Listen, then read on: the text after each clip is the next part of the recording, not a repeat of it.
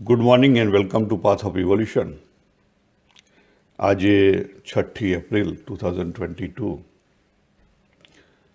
એક સૂક્ષ્મ વિચાર અને એની ઉપરનું મારું જે અનુભવ જ્ઞાન છે એની વાત કરું તો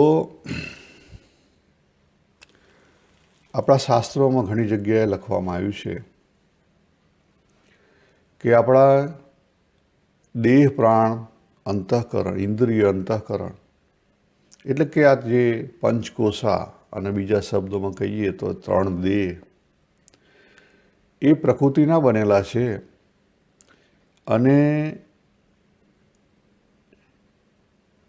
એ પ્રકૃતિના બનેલા છે એટલે એને માયિક કીધા છે અને માયિક તત્વથી અમાયિક એવા આત્મા પરમાત્માને જાણી ન શકાય.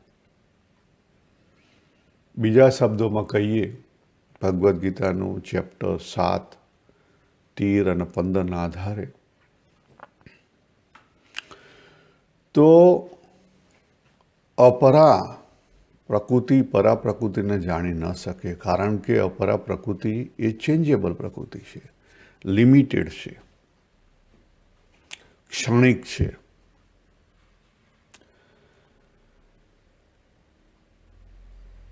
પ્રકૃતિ પુરુષને કમ્પ્લીટલી જાણી ના શકે, કારણ કે પુરુષના આધારે ઊભેલી છે અને પુરુષથી પ્રકાશિત છે.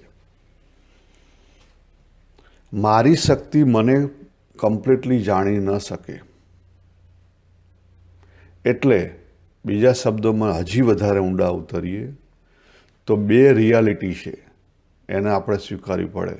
હું જીવંત છું અને જીવંતનો અનુભવ કરી રહ્યો છું. તો એનો અર્થ શું થયો કે મારી અંદર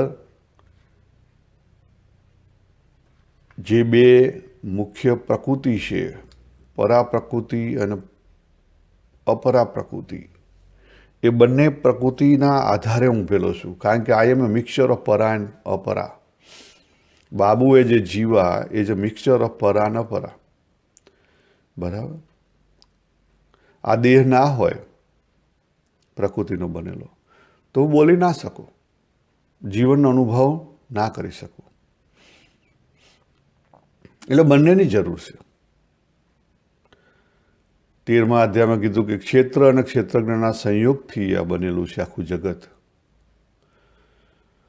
અને આ બધા જે જીવન ચાલી રહ્યું છે એ કેવી રીતે ચાલી રહ્યું છે?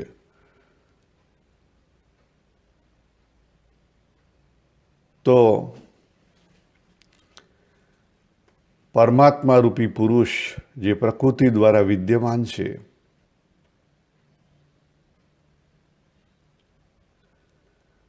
અને એ પ્રકૃતિ રૂપી જે અરીસો છે એની અંદર પડતું એનું પ્રતિબિંબ, એટલે કે બાબુ, અરીસો અને એનું પ્રતિબિંબ. જે પ્રતિબિંબ છે એને જીવ કહેવામાં આવેલો છે,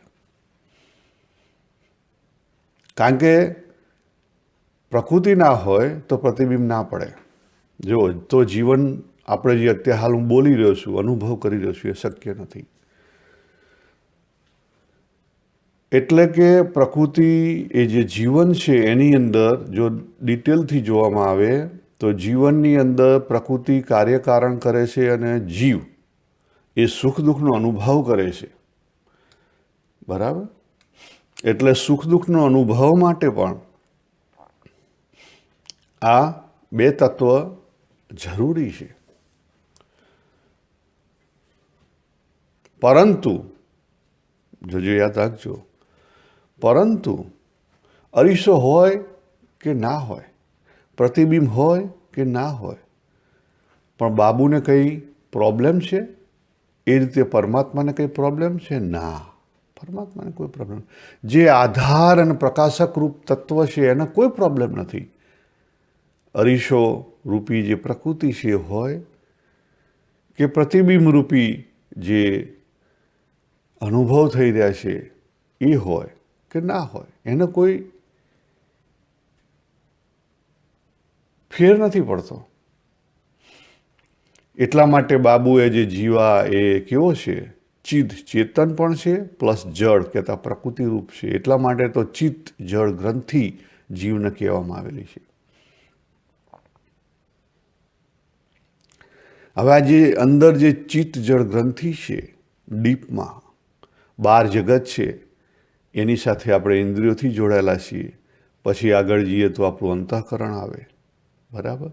ઇન્દ્રિય સાથે દેહ અને પ્રાણ આવી ગયા, અંતઃકરણ આવે ને એથી પર આપણો જીવ આવે ને જીવની અંદર એક ચિત્ત ગ્રંથિ છે અને એક બાજુ જળ ગ્રંથિ છે. સમજી લો, સમજવા માટે બે ખાના છે.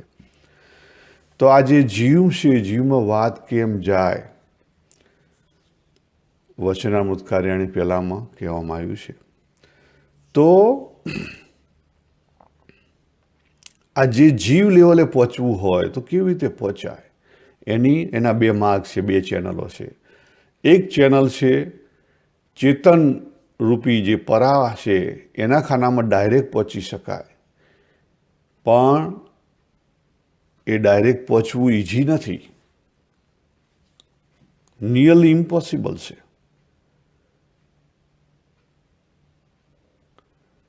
પોસિબલ તો છે જ, કારણ કે એટલા માટે તો સંતો મહાત્માઓ થઈ ગયા. અને બીજું છે જે જીવ લેવલે અપરાનું ખાનું, ત્યાં જે ચેનલ બતાવી એ ચેનલ પ્રમાણે દરેક વ્યક્તિ એક્સેપ્ટ કરે, ઇન્દ્રિય એક્સેપ્ટ કરે, આઈ સેન્સ એક્સેપ્ટ કરે, ચિત્ત એક્સેપ્ટ કરે, મન એક્સેપ્ટ કરે, બુદ્ધિ એક્સેપ્ટ કરે, ત્યારે એ વાત જીવમાં જાય. આ લખી રાખો. અને આને સમજવા માટે જે કોઈ આ માર્ગે નીકળ્યો હોય એને વૃત્તિને સમજવી પડે. વૃત્તિને બહુ સારી રીતે સમજશો, પોતાના અનુભવથી સમજવી પડે અને અંતરદ્રષ્ટિ કરીને સમજવી પડે. સેલ્ફ રિફ્લેક્શન વગર નહીં સમજાય. આપણું જીવન મોટા ભાગે બહારનું હોય છે, બહારનું જીવન. યસ, જગતની અંદર એલું જગત.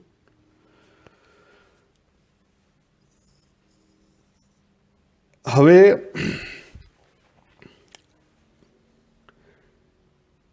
આપણા ત્યાં સાધનાના 3 સ્ટેપ બતાવેલા છે, એ સારા છે. પહેલું સ્ટેપ છે નેગેટિવ ટુ પોઝિટિવમાં નિયમ ધર્મનું. નિયમ ધર્મ આવે જીવનમાં, નેગેટિવમાંથી પોઝિટિવમાં જઈએ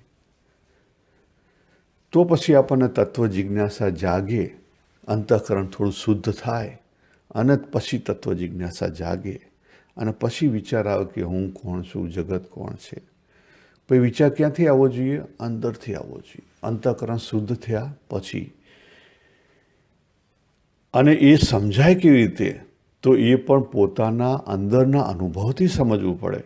બહારથી બુકથી ના સમજાય. બુકોમાં તો ઘણું લખેલું છે અને મારા જેવા કહેનારા પણ ઘણા કહેતા હશે,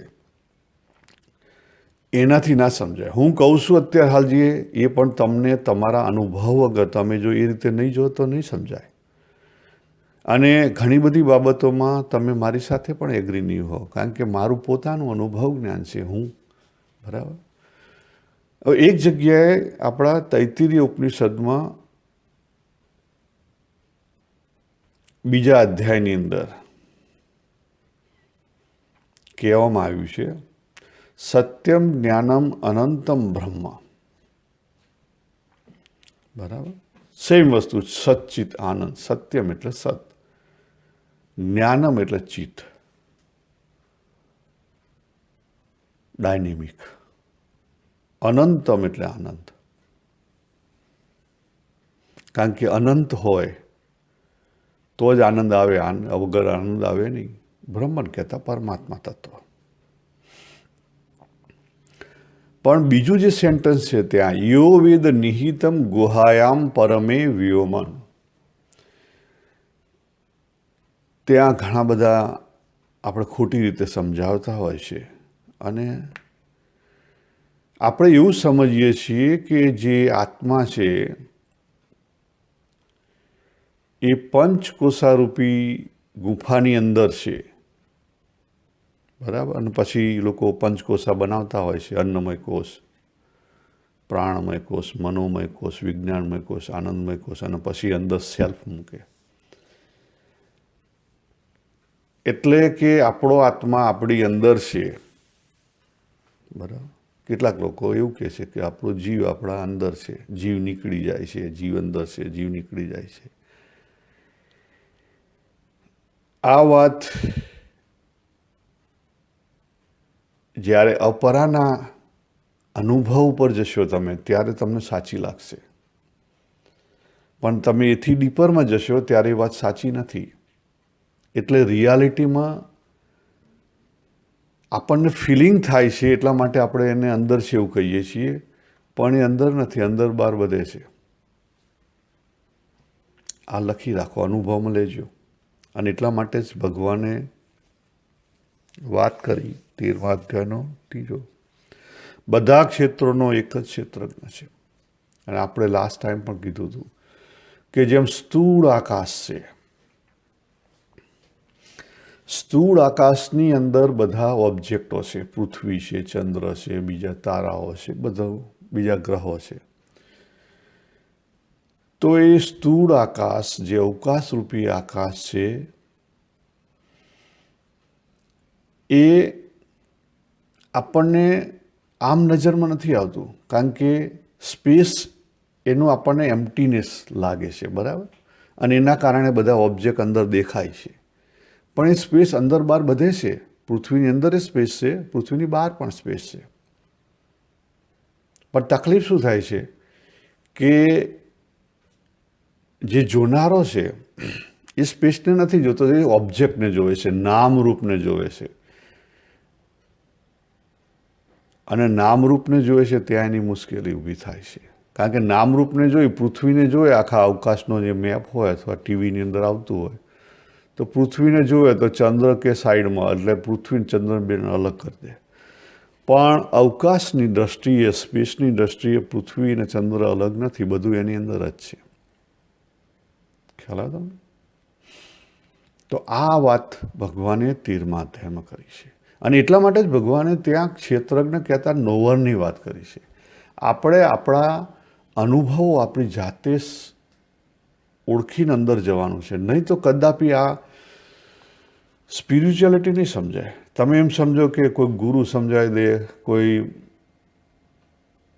બધા કથા વાર્તા કરવાવાળા સાધુ અથવા કોઈ અમારા જેવા સમજાવી દે, તો એ શક્ય નથી.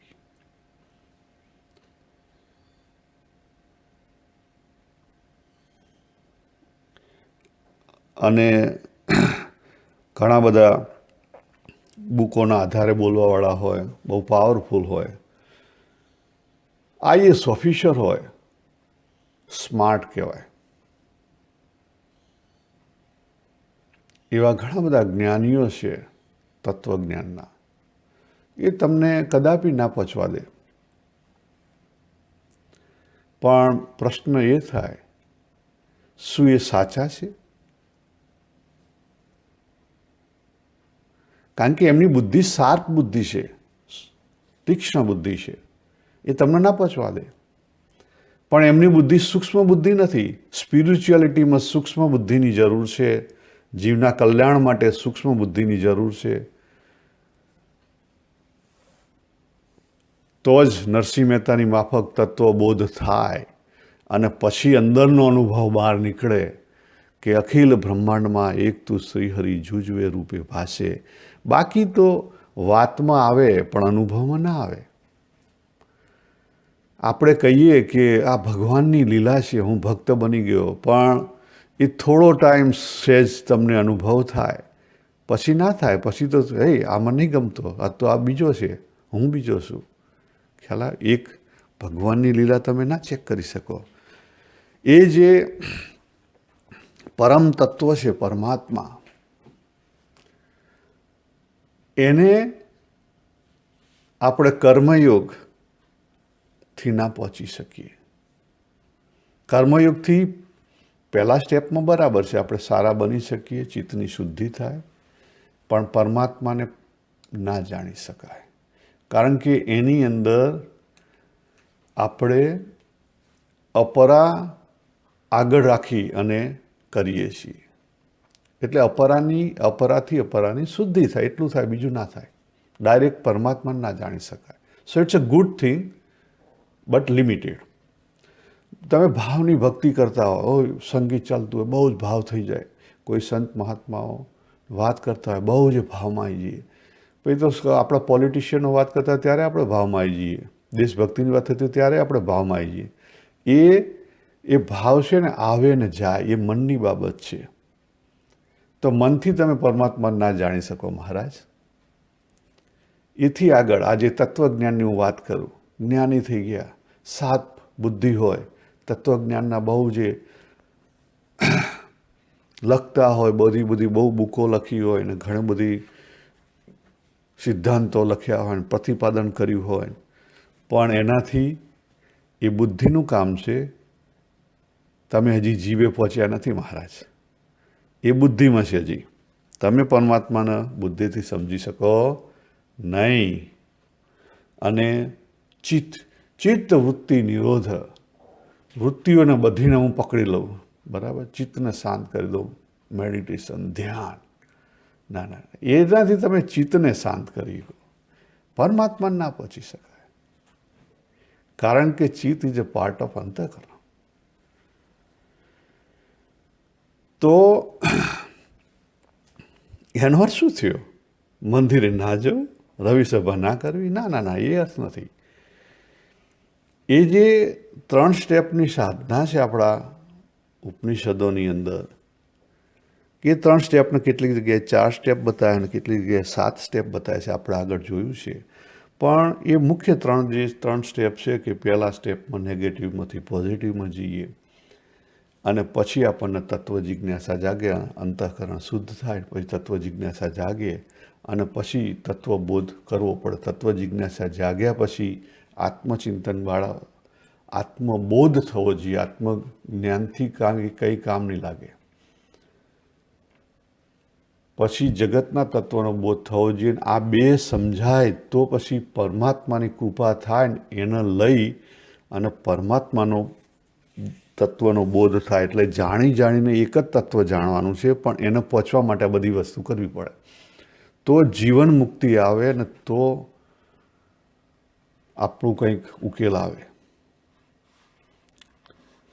કારણ કે આત્મ તત્વનો બોધ થાય તો કર્મબંધનથી મુક્તિ મળે. પણ આ લોકના જે 3 ગુણોને લઈને જે દુઃખો છે એની મુક્તિ ના મળે. એ આ જગતના તત્વનો બોધ થાય તો એમાંથી મુક્તિ મળે. અને પછી પરમાત્મા તત્વનો બોધ મળે ત્યારે સાચું પૂર્ણપણું આવે, સાચી જીવન મુક્તિ મળે. અને એથી વિશેષ તમને કહું, જો તમે ડીપર જશો તો ધીરે ધીરે તમને રિયલાઇઝ થશે. ખ્યાલ, ડીપર જશો તો તમને ધીરે ધીરે રિયલાઇઝ થશે. જે મધ્ય 62નું વચનામું છે એમાં કહેવામાં આવ્યું છે એ રિયલાઇઝ થશે. અને તો તમને ખબર પડશે કે આ બધું જવા આવવાનું છે નહીં ઇન રિયાલિટી. બરાબર, આ જે બધી વસ્તુઓ જે આપણા શાસ્ત્રોમાં વાતો કરી છે, 1 લોક ને 2 લોક ને 14 લોક ને બધું, એ બધા એક સ્ટેન્ડિંગ પોઈન્ટના વ્યૂ છે. એટલે કે નિયમ, ધર્મ, કર્મકાંડ, મરીને ધામની પ્રાપ્તિ, જીવ, જગતની ઉત્પત્તિ, આ જે બધી વસ્તુઓ બતાવવામાં આવેલી છે. આ જગત અથવા જે જગત જેને લઈને જગત છે એ પ્રકૃતિ, એ મૂળ પ્રકૃતિ એ અનાદિ છે. સમજી રાખો, આ વસ્તુ ભૂલી જવાય છે. મૂળ પ્રકૃતિ તત્વ એ અનાદિ તત્વ છે. વોટ ઇઝ મીન્સ અનાદિ તત્વ? તો તમે પણ અનાદિ છો. યસ. તો જવાબવાનું છે ક્યાં? તો પછી ધામની વાતો ક્યાં થઈ? અને મરીને ધામની વાત તો ક્યાં રહી? ખ્યાલ? એટલે આ બધી વસ્તુઓ એક લિમિટેડ સાધનો છે સાધના માર્ગે. પણ જો તમે એમાં ફસાઈ ગયા તો એમાંથી બહાર નહીં નીકળી ગયો. એમાં ફસાવાનું નથી. એ એક હદ સુધી સારા છે. યર 1નું ભણવું એ સારી બાબત છે, પણ યર 1માં રહેવાય નહીં કાયમી. યર 2માં જવું પડે, નહીં તો ગ્રેજ્યુએટ ના થવાય. સમજી ગયા? એટલા જે બધા નિયમ ધર્મ કર્મકાંડ, મરીને ધામની પ્રાપ્તિ ને જીવ ને જગતની ઉત્પત્તિ આ જે બધી વસ્તુઓ મૂકી છે એ બધી વસ્તુઓ કેવી છે? એક સ્ટેન્ડિંગ પોઈન્ટથી સાચી છે. કર્મનો સિદ્ધાંત જ્યારે દેહરૂપી આપણે હોઈએ ત્યારે સાચો છે, પછી નથી.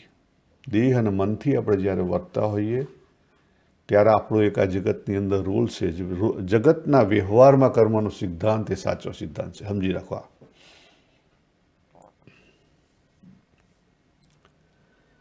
એટલે આ વસ્તુઓ ના સમજાય તો મુશ્કેલી થાય. લાસ્ટ ટાઈમ આપણે જોયું હતું પેલા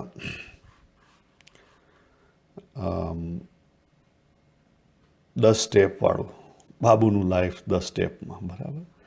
એ અગત્યનું છે. એ જો સાચી રીતે લેયરો ના સમજાય ને અનુભવાય નહીં સાચી રીતે, એકબીજાની એક પ્રમાણે ગોઠવાય નહીં તો મુશ્કેલીનો પાર નથી. હવે હું તમને જો કેટલીક વસ્તુઓ, ચેલેન્જિંગ વસ્તુઓ કહું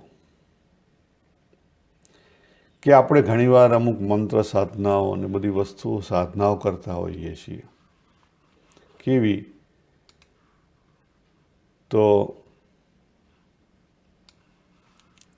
અહમ બ્રહ્માસ્મિ, શો અહમ, અક્ષરમ અહમ, અયમ આત્મન, હું આત્મા છું, આ બધી વસ્તુઓ. પણ એનાથી એ જે છે એનાથી ડાયરેક્ટલી તમને પરાનો અનુભવ ના થાય. તમે પરમાત્માને નથી પામી ના શકો. કેમ ના પામી શકો? કારણ કે હું જ્યારે શબ્દ બોલતો હોઉં કે હું આત્મા છું ઓર અક્ષરમ અહમ, બરાબર, એક શેનાથી બોલ્યો? એ પહેલી વસ્તુ ચેક કરો, શેનાથી બોલ્યા? જ્યાં સુધી એ શબ્દમાં છે, બરાબર, ત્યાં સુધી એને પહોંચી તમે પરમાત્માનો અનુભવ ના કરી શકો. કારણ કે શબ્દમાં છે. શબ્દ ક્યાં રહેલો છે? તમારી વાણીના લેવલે. કયા લેવલે? ક્રિયા લેવલે. સપોઝ જ્ઞાન લેવલે જો, પણ એમ તમે જ્ઞાન લેવલથી પણ પરમાત્માને ના પહોંચી શકો. એટલે આ બધી વસ્તુ તમારે ડિઝોલ્વ કરતાં કરતાં આગળ જવું પડે. પણ એની ટ્રીક કોઈ શીખવાડતું નથી. ચેક કરો, તમને કોઈ નહીં શીખવાડે. આ લગભગ એવું કહી શકાય કે 40 વર્ષથી મેં ઘણા બધા શાસ્ત્રો, મારી ખુજલી હતી એટલે ભણ્યો, શીખ્યો, વાંચ્યા, બહુ જ વાંચ્યું. બધી અલગ અલગ પ્રેક્ટિસો ઘણી કરી. અદ્વૈતની એ કરીને, દ્વૈતની એ કરીને, સ્વામિનારાયણની એ કરીને, ઇસ્કોનની એ કરીને, બ્રહ્માકુમારીની એ કરીને. એક સ્ટેન્ડિંગ પોઈન્ટ પરથી બધા સારા છે, પણ એ તમને છેક સુધી નહીં પહોંચવા દે. અને ત્યાંથી સમજીને તમારે જાતે સ્ટેજ સુધી પહોંચવું હોય એ તમારી જવાબદારી છે. બાકી વચ્ચે લબડી રહેશો.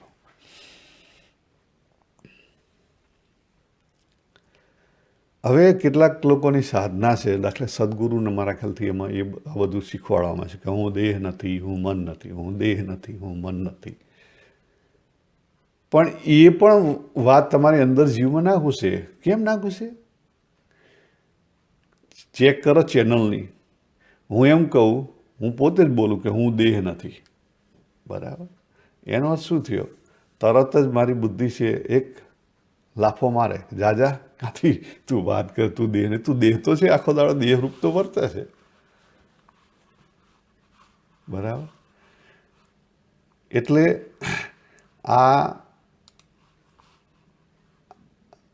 આપણે આ બધી સાધનાઓ કરીએ છીએ ને એમાં આપણને ડીપ સમજણ કોઈ નથી આપતું અને આગળ કોઈ આપણને લઈ જતું નથી. એટલે શું થાય કે તમે જ્યાં હો ત્યાં લટકી પડો. હવે હું તમને થોડીક અનુભવની આગળ વાત કરું કે આપણું જે પંચકોષા છે, બોડી, માઇન્ડ, પછી જીવા, તો જે માઇન્ડ છે ને એ લેવલે કોન્શિયસ માઇન્ડ અને સબકોન્શિયસ માઇન્ડ છે, સમજી લો. અને કોન્શિયસને સબકોન્શિયસથી પર જીવા લેવલ આવે. અને જીવા લેવલમાં પહેલું જીવા અપરા આવે ને પછી બીજું જીવા પરા આવે. હવે આપણે જે કહીએ છીએ અભ્યાસ કરીએ છીએ, અભ્યાસ ખોટો નથી. દાખલા કે આ બધા જે અભ્યાસ શીખવાડે છે હું આત્મા છું, અથવા અક્ષરમ અહમનું મંત્ર જાપ કરો, અક્ષરમ અહમ સો અહમ, એ ખોટો નથી. અથવા જે કે કરાવે છે કે હું આ દેહ નથી, હું દેહ નથી, હું દેહ, એ ખોટો નથી મંત્ર જાપ.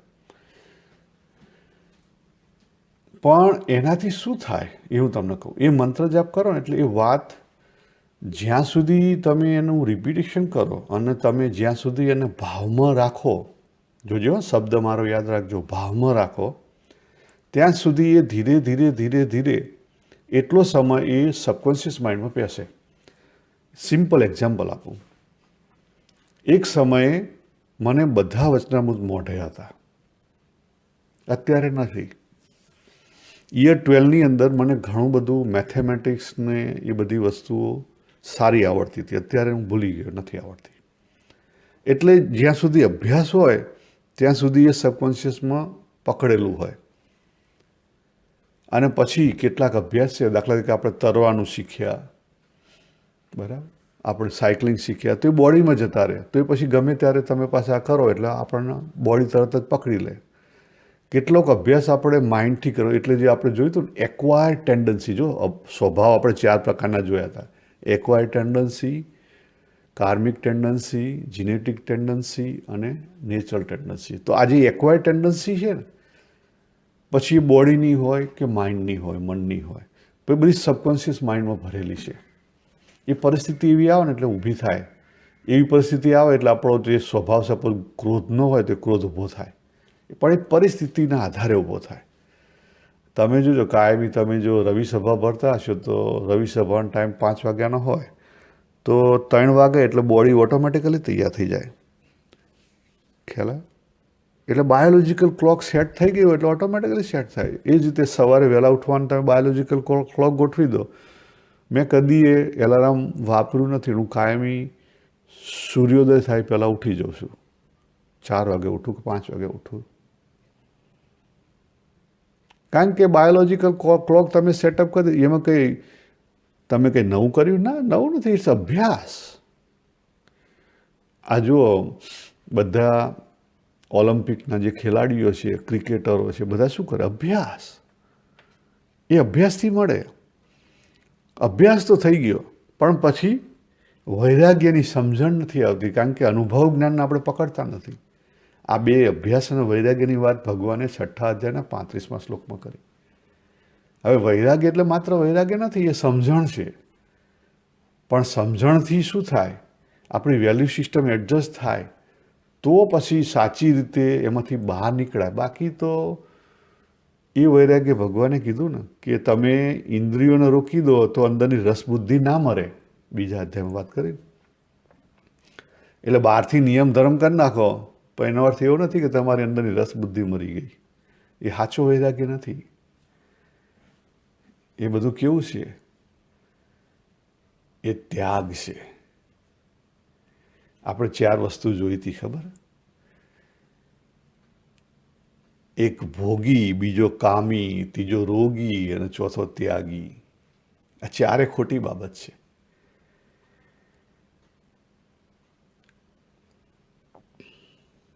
અથવા એક સ્ટેન્ડિંગ પોઈન્ટથી સાચી છે, દેહના સ્ટેન્ડિંગ પોઈન્ટથી સાચી છે, બાકી એ નથી સાચી. દેહ છે એટલે કામના છે, દેહ છે એટલે ભોગ છે, દેહ છે એટલે રોગ છે, અને દેહને લઈ અને ત્યાગ કરવાની વાત ચાલે છે.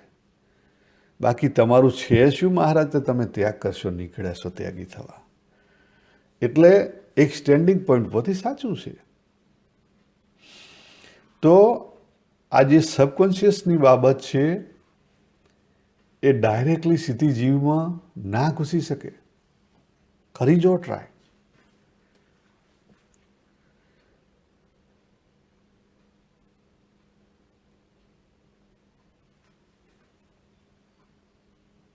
તો પછી આ જે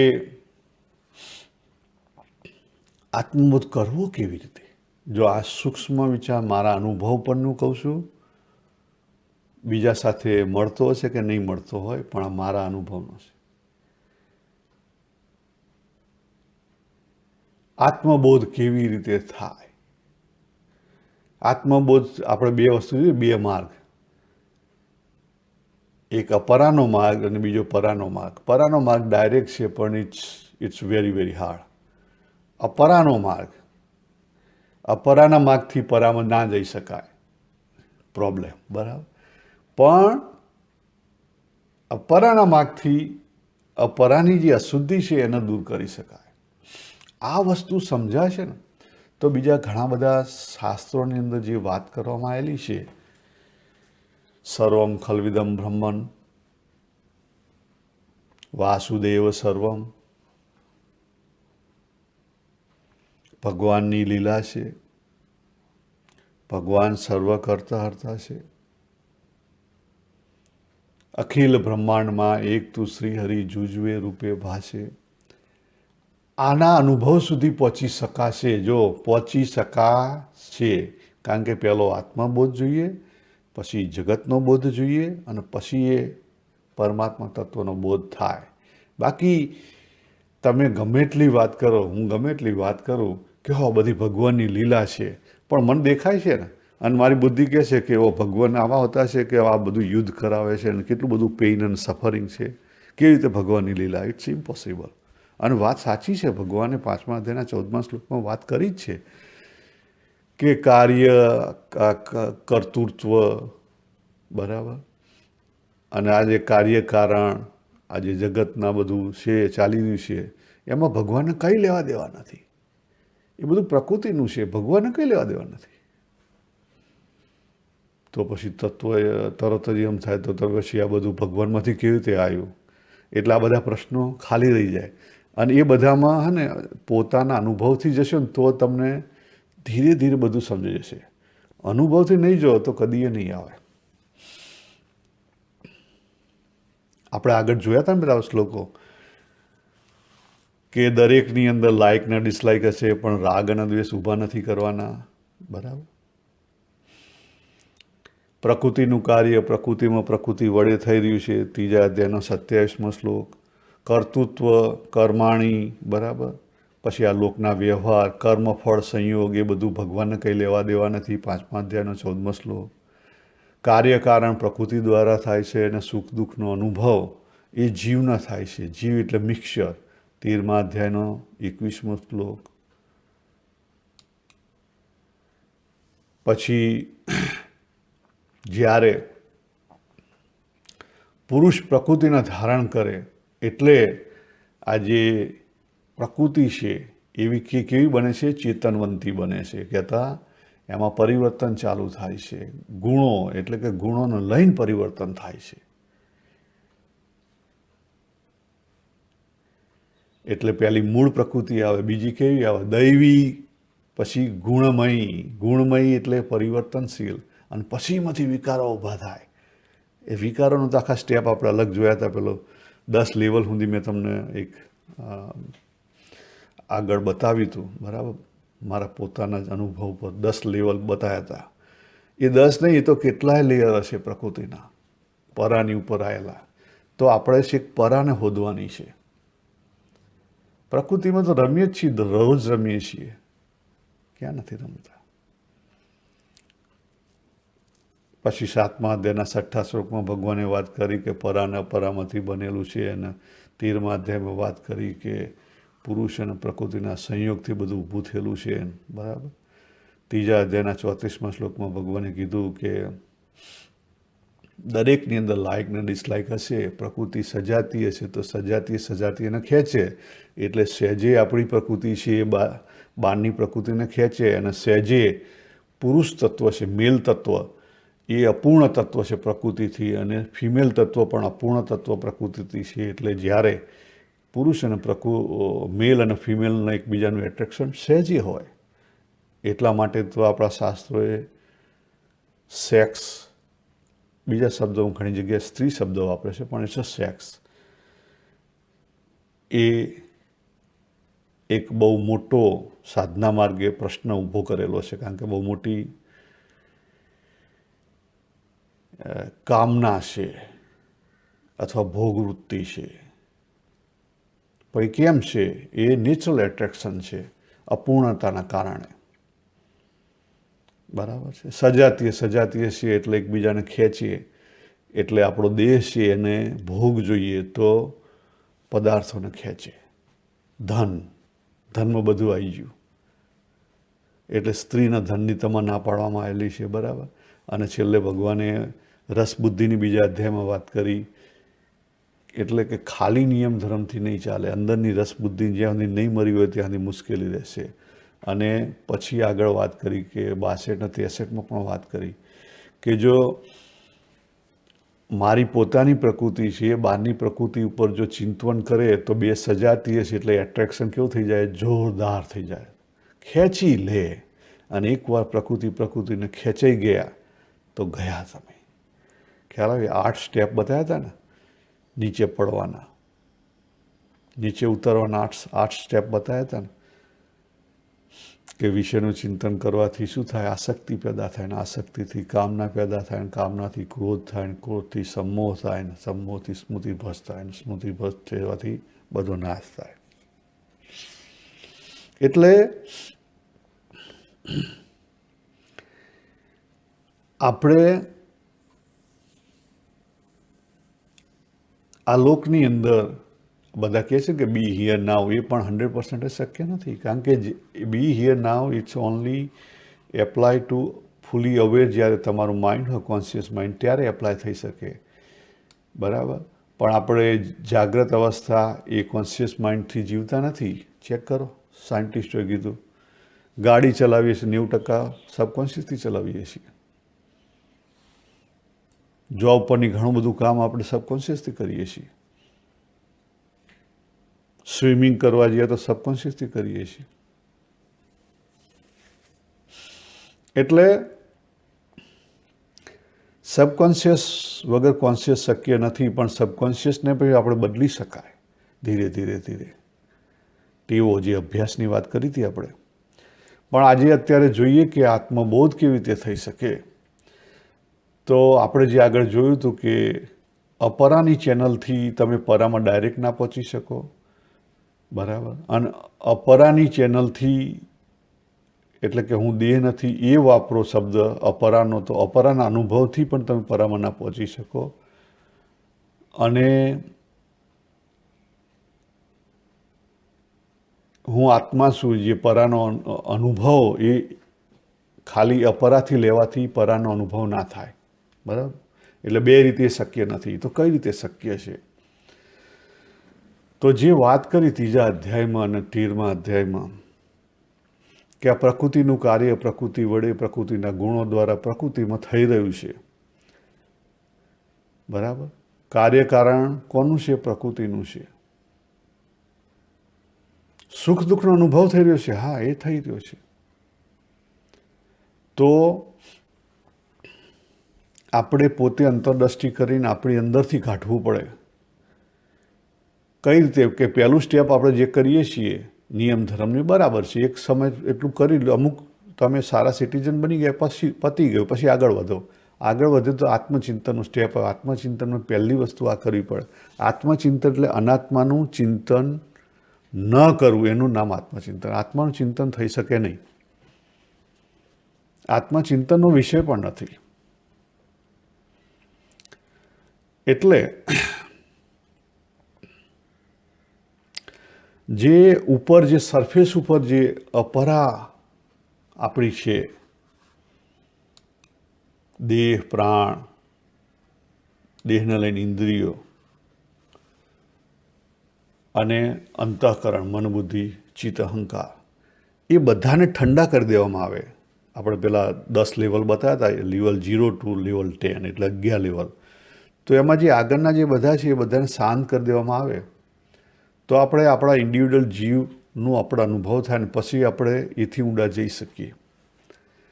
તો આગળ જે પ્રકૃતિ જે ધારણ કરેલી છે, પ્રકૃતિ ધારણ કરીને શાંત કરી દેવી પડે. એટલે પ્રકૃતિ છે પણ પ્રકૃતિ એક્ટિવ નથી, એ ટાઈપનું થઈ જાય. એટલે કે એક ટાઈપનું ડીપ સ્લીપનું સ્ટેટસ આવી જાય જાગ્રતની અંદર. તો શું થયું કહેવાય? તો શું થશે કે પ્રકૃતિનો અનુભવ એક બાજુ જતો રહેશે. એટલે કે કૂવાની અંદર પાણી છે અને એની ઉપર લીલ છે, તો લીલ એક બાજુ ખસી જાય તો પાણી ઓટોમેટિકલી છે દેખાય, તો ઓટોમેટિકલી જે નીચેનું લેયર છે એ દેખાશે અને અનુભવમાં આવશે. પોતાનો અનુભવ કરવા માટે બીજા તમારે કોઈ સાધનની જરૂર નથી, એ ત્યાં શક્ય બનશે. યાદ રાખો, પોતાનો અનુભવ કરવા માટે બીજા કોઈ સાધનની જરૂર નથી, એ ત્યાં શક્ય બનશે. લીલ જતી રહી, પાણી ઓટોમેટિકલી ત્યાં છે જ અને એનો અનુભવ થશે. પણ લીલ આવશે તો લીલનો અનુભવ આવશે. બીજી જગ્યાએ, કેટલીક જગ્યાએ સંત મહાત્માઓ કહે છે કે પેલો હાઈ જમ્પ કરવા માટે વાંસ હોય તો પછી વાંસને મૂકી દેવો પડે. જો વાંસને લઈને હેડો તો પછી હેઠા પડો, એને છોડી દેવો પડે. એટલે જે પ્રકૃતિ આપણે ધારણ કરેલી છે, પ્રકૃતિ ધારણ કરેલી છે એને શાંત કરી દેવી. પણ શાંત કર્યા પછી એટલી હદે શાંત કરી દેવી પડે કે જે આપણે ડીપ સ્લીપમાં હોઈએ ને એ હદે શાંત કરી દેવાની, જાગ્રતની અંદર, તો ખબર પડે. અને એનો હું તમને શબ્દમાં વર્ણન ના કરી શકું, એ તમારે જાતે અનુભવથી કરવું પડે. ત્રીજી વાત એવી કરે છે સંત મહાત્માઓ કે આપણે જ્યારે સ્મશાનમાં ચિતા માટે, ચિતાને સળગાવવાની હોય, જે પેલું દૂણી લઈ ગયા હોય એની અંદર અગ્નિ લઈ ગયા હોય, કોલસા, એ કોલસાથી પછી અંદર કોલસા મૂકીને પછી શું કરે, એક પેલી મસાલ જેવું લાકડું હળગાવે અને એના આજુબાજુ પછી હળગાવે. તો એ જે દંડો છે, ચિતાને સળગાવવા માટેનો દંડ, એને પણ છેલ્લે એમ જ નાખી દેવાનો, એને કે ઘેર પાછો ના લાવવાનો હોય. અને છેલ્લે પાણીમાંથી નીકળવા માટે પાણીની મદદ લેવી પડે. બરાબર, આપણે કોઈ જગ્યાએ પાણી ભૂસકો માર્યો તો પછી પાણીની મદદ લેવી, પણ તરીએનો અર્થ શું છે? પાણીની મદદ લીધી. તો આ વાત સાચી રીતે સમજવી પડે. એટલે જે ભગવાને વાત કરી કે પ્રકૃતિનું કાર્ય પ્રકૃતિ દ્વારા પ્રકૃતિમાં થઈ રહ્યું છે, તો એનું અર્થ શું છે? તો આપણો જે વિચાર છે, આપણને કોઈ કેવી રીતે વિચાર કરવો એ શીખવતું નથી. બરાબર, આત્મચિંતનમાં આ વાત કરવી પડે, સવળો વિચાર કરવો પડે, એ વસ્તુ પકડવી પડે. અને એનું પછી જો અભ્યાસ કરવામાં આવે, અભ્યાસ કોનો કરવાનો? આરે અભ્યાસ કરવાનો કે પ્રકૃતિનું કામ પ્રકૃતિમાં થઈ રહ્યું, હું શા માટે ડુઅરશીપ લઉં, હું શા માટે દોડડાયો થઉં? આ વસ્તુ જો પકડાય, આનો અભ્યાસ થાય ધીરે ધીરે ધીરે ધીરે, દરેક જગ્યાએ, કોઈ જગ્યાએ કદાચ સ્વભાવ આવી જાય પણ ફરી પાછો અભ્યાસ થાય. જ્યારે આપણે જીવન જીવીએ ત્યારે દરેક ક્ષણે આપણે જીવન તો જીવીએ છીએ ને જાગ્રતમાં, તો પછી અંદરની વેલ્યુ ધીરે ધીરે એડજસ્ટ થાય. એ સવળા વિચારથી થશે. દ્રષ્ટિકોણ બદલવાનો છે. લાઈફ એટલે દ્રષ્ટિકોણ બદલવાનો છે, બીજું કંઈ નથી કરવાનું. સવળો વિચાર કરવાનો છે. આપણે બધું શીખીએ છીએ પણ વિચાર કરતા નથી શીખ્યા. એટલે હું છું, અથવા હું આ દેહ દ્વારા પ્રકાશિત છું. આ જે દેહભાવ ઊભો થયો, હું જાગ્રત થયો એટલે દેહભાવ ઊભો થાય, એ ટાળવો શક્ય છે? ના, કદાપી શક્ય નથી. જ્યાં સુધી જીવન છે ત્યાં સુધી શક્ય નથી. લખી રાખો, ચેક કરો તમારા અનુભવમાં. તો આ જે દેહ દ્વારા ઊભું થાય છે, કયું ઊભું થાય છે? પહેલી અહંતા આવે, પછી મમતા આવે, પછી કામના આવે. કામના કોની છે? તો જગતના પદાર્થોના વ્યવહારની છે. મમતા કોની છે? તો દેહની અને દેહના સંબંધીની મમતા છે. ખરેખર તો દેહના સંબંધીની જ આવે, પદાર્થની તો કામના હોય. બરાબર. અને પછી આ બધું ઊભું થાય. કયું ઊભું થાય? કામી, ભોગી, રોગી, ત્યાગી, એ બધા ઊભા થાય. અને જ્યારે તમારી ખોટી સમજણ હોય ત્યારે તમારી અહંતા હોય. જો આપણે ચેક કર્યું આગળ, ભગવાને વાત કરીને 13મા અધ્યાયનો 27-28 શ્લોકનો, ત્રીજા અધ્યાયનો 27મો અને 28મા શ્લોકનો 13મો અધ્યાય, 20-21. બરાબર. તો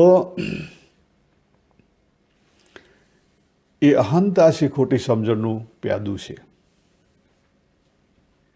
એ સાચી સમજણ આવે તો જતું રહે, પણ એ સાચી સમજણ લાવતા પહેલાં બે વસ્તુ છે ને ઢીલી કરવી પડે, કામના અને મમતા. આખો દિવસ તમે દેહનો વિચાર કરો ને દેહને રિલેટેડ વર્તો તો પછી દેહભાવ જાય ક્યાંથી? તો કામના મમતા જાય ક્યાંથી?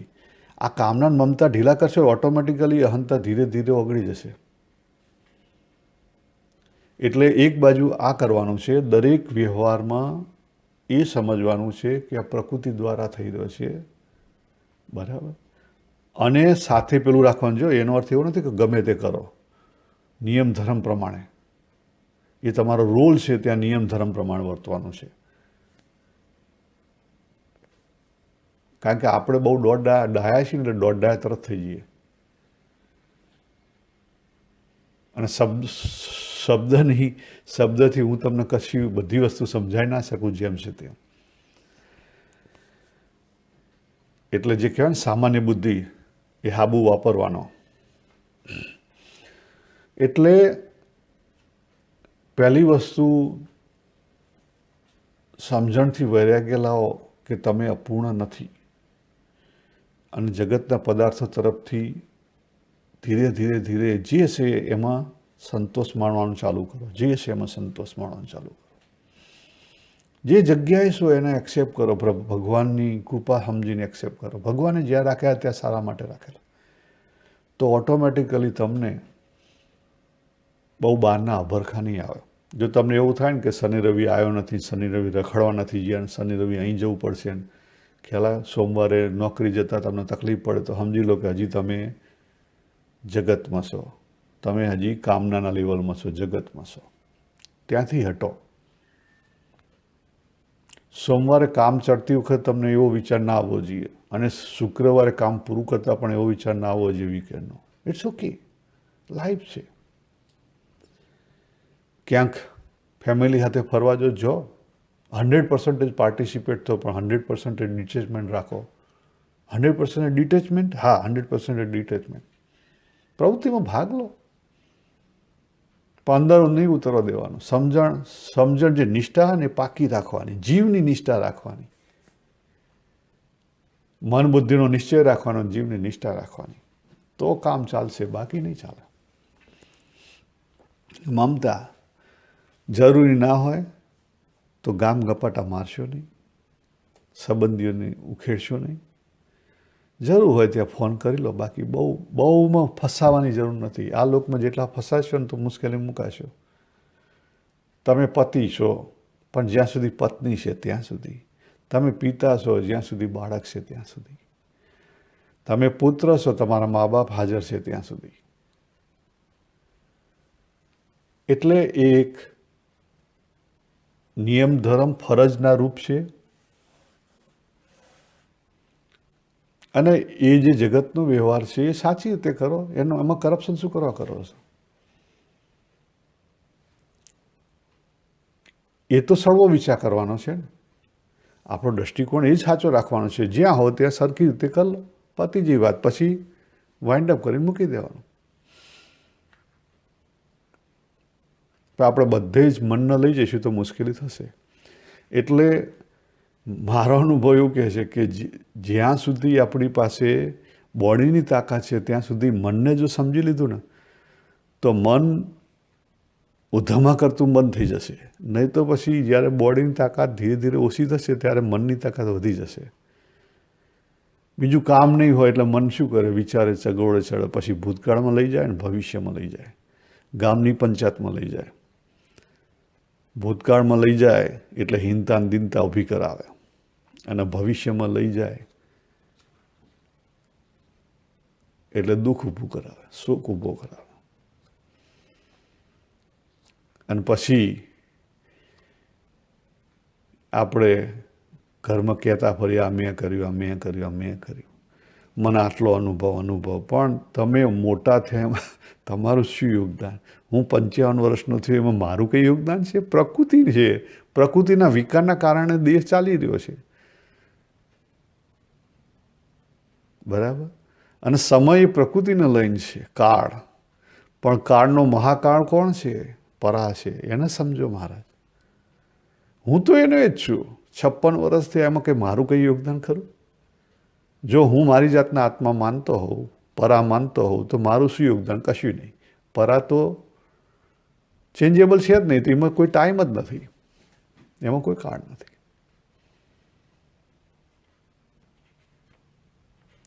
એટલે આજે ગેરસમજણના કારણે બધા ડખા ઊભા થાય છે. અને ડખા ઊભા થયા પછી એ પકડાઈ રહે, મૂકી નહીં શકતા. કેમ? આના કારણે ઊંધી સમજણ હોય, પેલા મગરના દાંત ઊંધા હોય ને, પકડે પછી મૂકી નાખે, એને પછી મોઢું પોળું કરાવવું પડે. તો આજે આપણા ખૂબ સરસ મારા કેટલાક અનુભવો છે, ખાસ કરીને જે આપણે જોયું હતું કે તૈત્તરીય ઉપનિષદ પંચકોશાની અંદર જે આત્મા વિદ્યમાન છે, પણ ખરેખર પંચકોશાની અંદર નથી, પંચકોશાની અંદરથી વિદ્યમાન દેખાય છે, અનુભવ થાય છે. રાઈટ? એ એમ સમજવાનું છે. અને પછી છેલ્લે વાત કરી હતી ત્યાં એવું હતું કે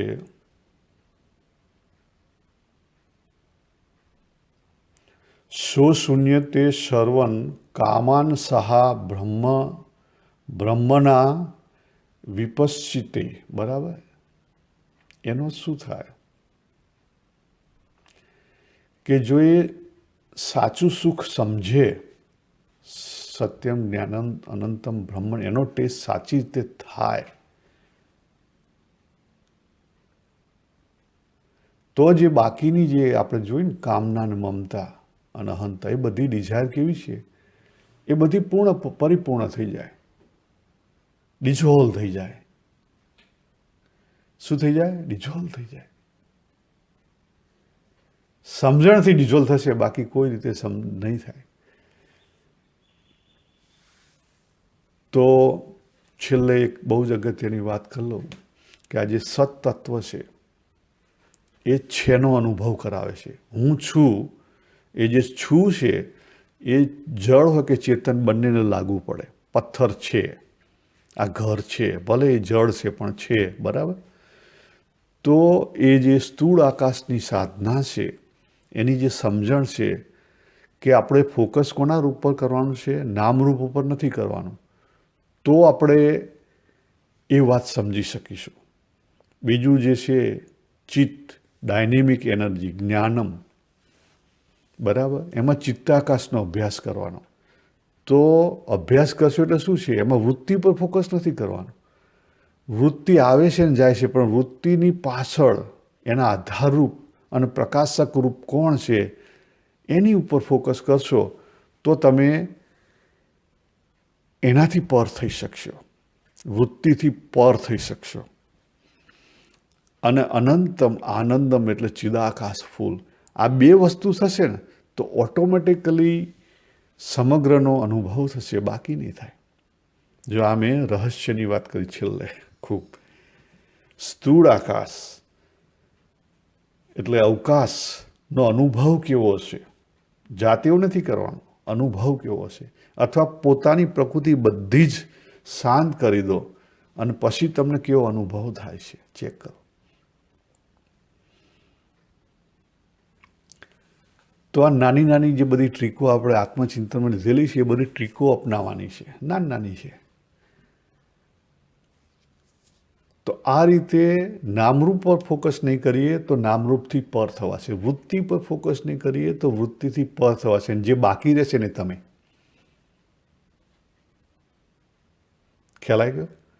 અને એને તમે જેટલું મહત્ત્વ આપશો એટલી તમારી આત્મનિષ્ઠા દ્રઢ થશે.